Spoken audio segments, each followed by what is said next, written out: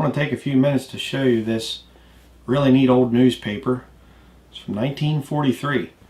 We're going through some of my grandparents' things and we found this thing, and just a really unique, very rare kind of a paper. You just aren't going to see this very often. If you like history, you're going to like this thing, and it's got something interesting too in it about Hollywood propaganda. So let me show you this. Okay, here you can see the newspaper. Of course you can't see real great detail right now, but just wanted to show you that, just a shot of the whole thing. This is a 1943 Philadelphia Inquirer, not to be confused with the National Enquirer. This is a more respectable paper here.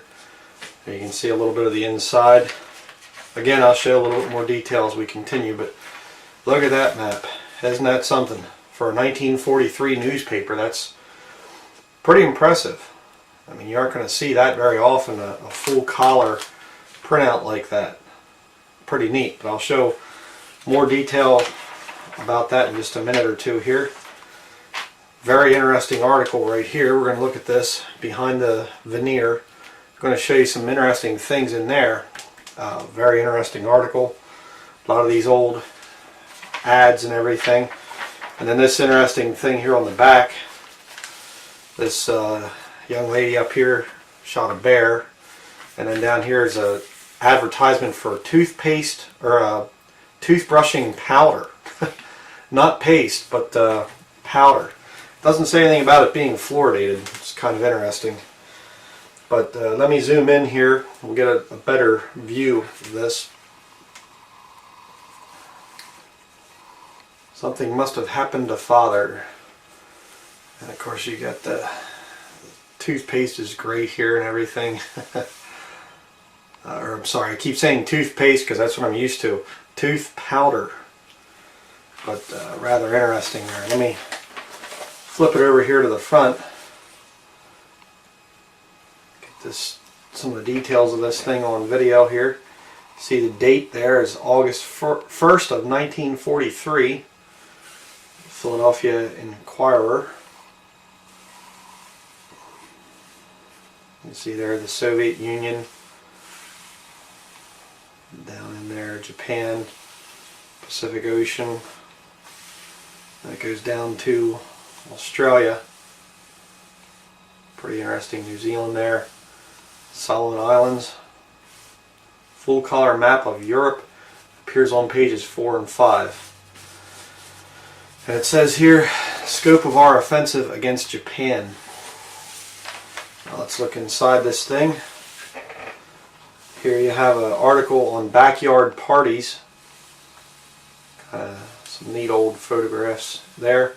Drama of compressed food. Taking a glimpse at a passing show.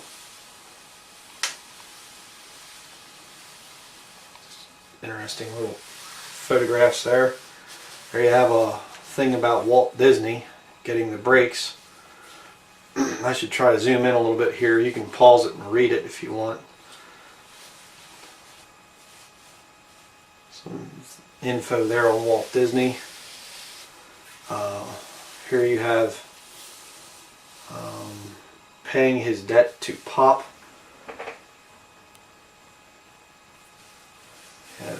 Article here on people that have 12 children.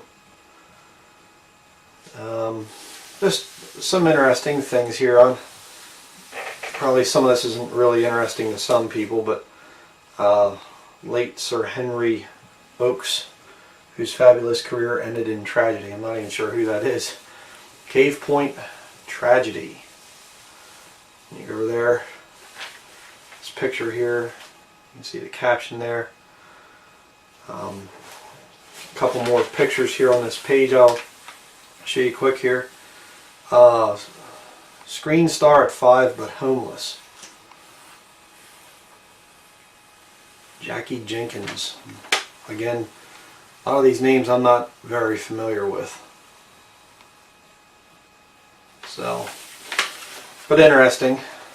Just wanted to show some of that detail. But now this page here is really kind of a neat thing. Probably I'm going to frame this eventually because this is just something that you aren't going to see very often. Follow with flags the invasion campaigns against the Axis in Europe. And then what you would do is you'd have, here you have your little American flag, little Great Britain flag, USSR, the fighting French, China over here. And then you got your little Nazi flags here, little swastikas. Let me zoom in here so we can see better detail.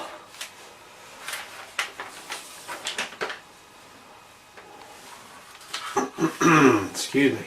Germany, there you have Italy, there you have Japan. You can paste the flag on the related area. And then down here you have the different symbols explained: fortifications, naval bases, air bases, railroads, canals, oil, and iron. There you have a little picture of, or drawing of Sicily. Then you can see here some of these countries going up into Turkey. Over here, heading up towards the Soviet Union, Russia. You can see a lot of the little things there. I'll zoom in here in just a minute, but going down into Egypt, over into Libya, Algeria. There's a picture storming the beaches. Morocco, Spain, France, Germany, Great Britain, Ireland, there's Scotland. We have another picture up here of a bombing. There you have Iceland. So let me go down in here to where a lot of the war was focused, down here in Germany and France. Let me zoom in here so you can see some of these little symbols. Of course, there you have the airfield, little symbol for the airfield. Here you have iron works. These little checkered line, or little lines like that, are railroads. Pretty interesting. And then these little symbols here are fortifications. So there you have fortifications along this area here. And a little bit more idea there. There's more iron, more fortifications, more airports, railroads all over the place. If there's any canals here in the immediate vicinity, but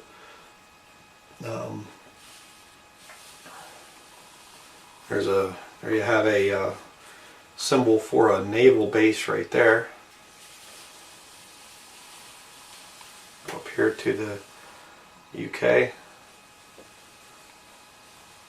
See the different little symbols and things there. A lot of air bases rather, not airports, but air bases. Some more naval yards up in here. So, but you zoom back out here. Pretty interesting map. Like I said, you aren't going to see this very often. This was actually, as I mentioned earlier, this was in with some of my grandparents' things as we're going through the house. Just really, really neat to see. Let me turn here to the next page. I want to show you some things. Very interesting here what this article is about up here at the top. Actually, I'll show you some ads first before we get to the article. From Spinning of the Jury Wheel. Not sure what that's about. I didn't read that article. Gotta be real gentle with this thing. Softer, smoother skin with just one cake of Kamei. I don't know if they make that stuff anymore. Maybe they do. I'm just not familiar with it. There's a thing, advertisement for corns.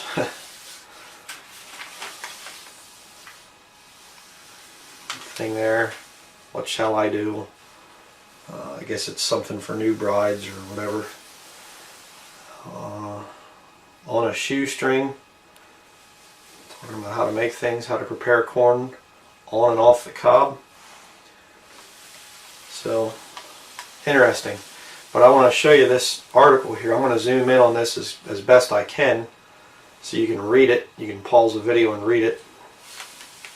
This woman here, Mrs. Edna R. Carroll, head of Pennsylvania State Board of Motion Pictures or Picture Censors.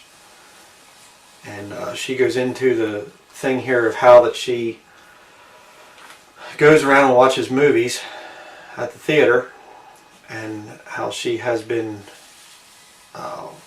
watching them for many years, but how that she is disturbed by the fact that they're now being used for propaganda and mind control.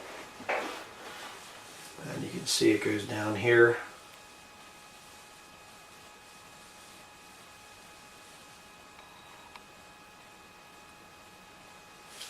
Talking about how different movies are good for thrilling and adventure and whatever.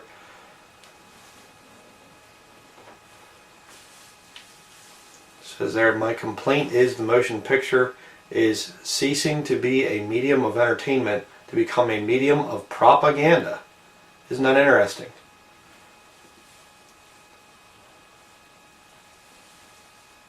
What was once solely a source of entertainment now is intending to become an important mold of public opinion. Absolutely true. What's being said right there, Hollywood is used to influence public opinion. It is mind control. She goes into some more there. Go up this way. See if I can flatten it out a little bit for you.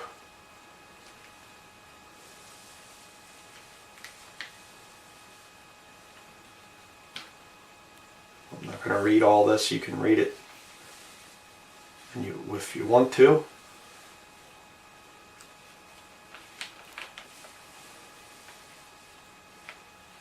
Talking about the Russians coming in and spreading propaganda, communist propaganda. Excuse me, I can't get it out.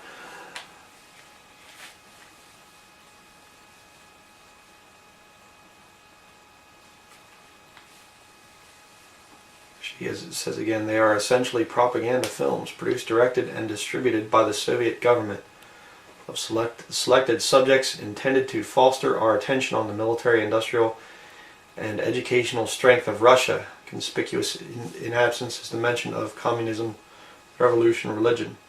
We only see what they would have us see, which leads naturally to that most outrageous production for propaganda purposes ever to have reached the screen. And she talks about the one here, Mission to Moscow. Goes down through there.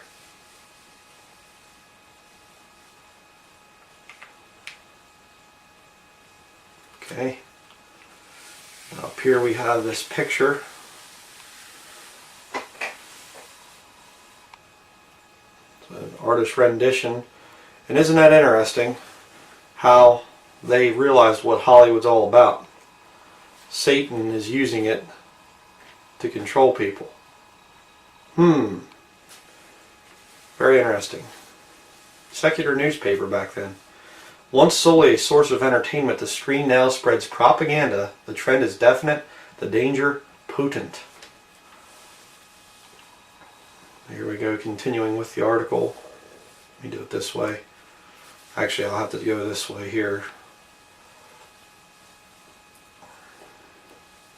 Like I said, I'm not going to be able to go through this really slow. Just have to pause it and read the article if you're interested. If not, just skip ahead in the video.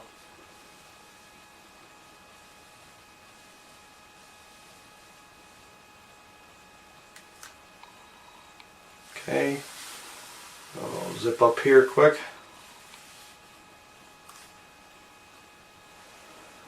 I could probably even zoom in a little bit more for you, since we're only doing one column at a time.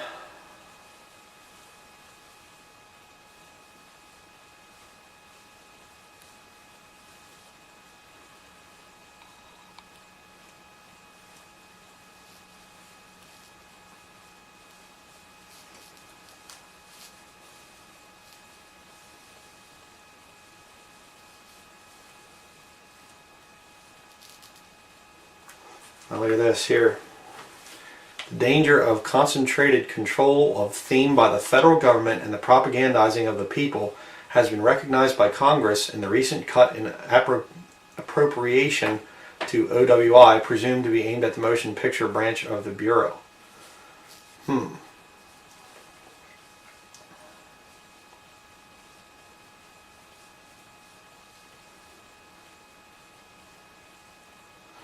All these excursions into the field of propaganda via the movies are part of a pattern of regimentation which is diametrically opposed to representative free government, whether it emanates from an industry or from a government. Interesting last paragraph there in that article.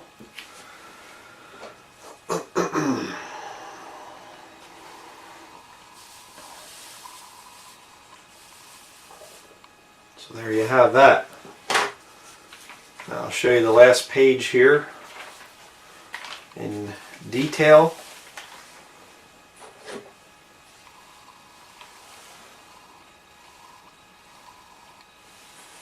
Shooting supper. Listen to this young woman here out hunting for bear. There she got one. And you go down here to this tooth powder ad again. So interesting. They say about how that down here, I'll zoom in on this. This is kind of an interesting little thing. Special wartime container.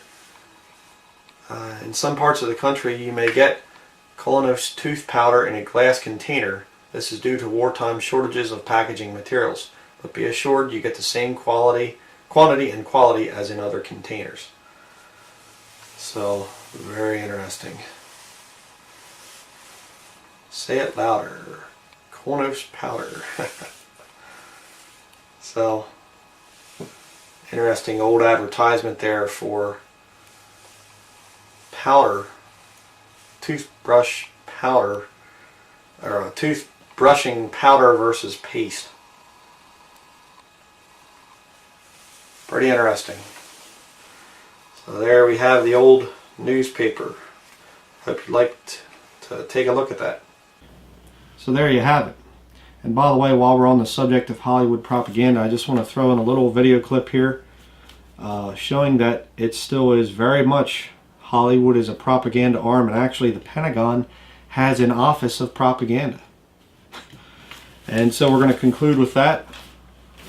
Thank you very much for watching this. Check this video out.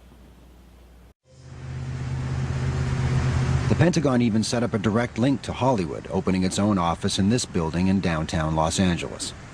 The U.S. Navy, Air Force, Army, and Marines all work out of this office. Each military branch is directly involved in films that portray it in action. Lieutenant Joshua Rushing is second in command at the Marine Motion Picture Liaison Center. Here's the file on Top Gun and the script for Top Gun with Paramount. Lieutenant Rushing's job is to review scripts, make corrections, and propose changes that would give a more accurate portrayal of the Marines. On this one, for example, the kind of rifle they had in the beginning, the writer puts in an M4 rifle, which we don't use, and so we changed that to an M16A4. Sometimes the Navy and the Marine Corps are so close to the writer that they get our roles a little mixed up, so I think they had the Navy here where maybe it should have been the Marine Corps. When he's done, his notes go to Washington. Like this one, it's all kind of flagged, and it'll generally have notes and be written on. You'll find notes written throughout here. I'll take an email and I'll do up all the pages that I have problems or questions about, and just enumerate those for the producer, and then I email them to the producer and to the Pentagon, our boss up at the Pentagon, so he knows what we're doing and what concerns we have. The final decision on whether the military will be involved in filming a war movie or not is made at the Defense Department in Washington. A special bureau handles all relations between the military and the entertainment industry. It is headed by retired Navy Colonel Philip Strupp. When filmmakers approach us with a request for military production assistance. We see this as a great opportunity to tell the American public something about the U.S. military and help recruiting and retention at the same time. And we've seen recently in surveys that large numbers of Americans base their primary impressions of the U.S. military from entertainment movies and TV shows. A significant number of people. So it's even proved scientifically that it's in our best interest to try to be involved in the process. Top Gun, made in 1986, marks a milestone in the history of the military's cooperation with the entertainment industry. This huge box office hit turned around the military's flagging image.